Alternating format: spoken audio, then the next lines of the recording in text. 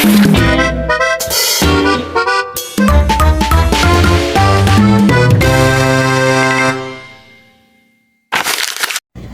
mga kapet, and karon ato tayo lang CJ Balloon Mollis or CJ Mollis kay napo siya hatag sa tuwa, so silingan na po to, silingan na sila ni GBRD, so huwag ko ninyo, tara.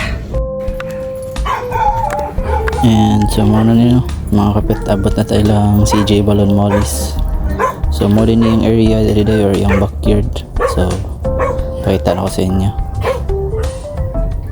So simple lang po kayo siya setup no, pero mga solid kayo isda guys, tama no. So if na may gusto sa no, mapalit baron mo kanang mollis nara sa layout. So located niya siya sa San Fernando rapod. So ulan ni sila ni GVRD.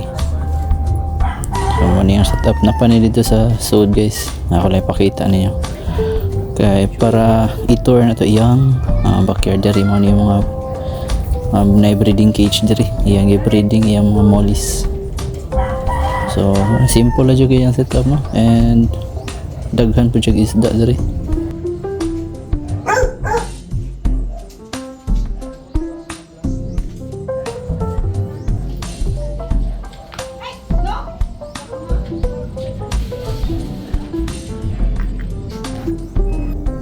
So diri nga part ni sud ta sa kaning sa side niya nga backyard no? So diri dahan ka siya pond, concrete pond o mga trap pond.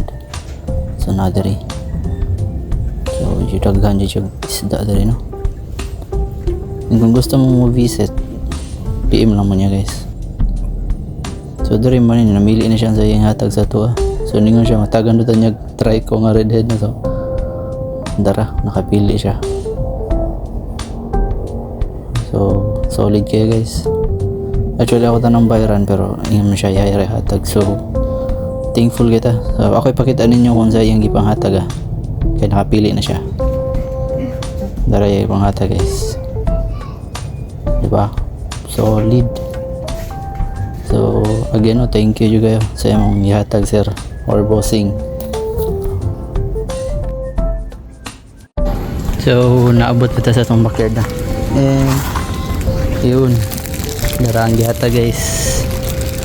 Tada! Another day, another blessing, diba? So shout out CJ Mollis, may try ko nabuntay GBT. So ito na yung butang rin kanina mga tubig na stock na ni siya 3 days, so all goods na ni sila nga butngan dire kay na ni fry sa tong PKBM. So nakadrop pa dito tong PKBM no, and dili ras isda din no yung gihatag sa to guys, kanya hatag ko siya og dap niya pang starter na to. So dali ra ni na tubig dito gamiton na to para pag culture, hindi na uban ari ra diri. So butang sa tanan yung mga mollis, pahitaan pa ako nagkabot niya.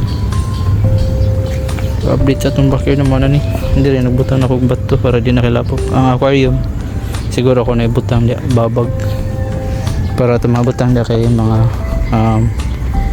mollis. So manin po naman tari, ayun ready to use na ni.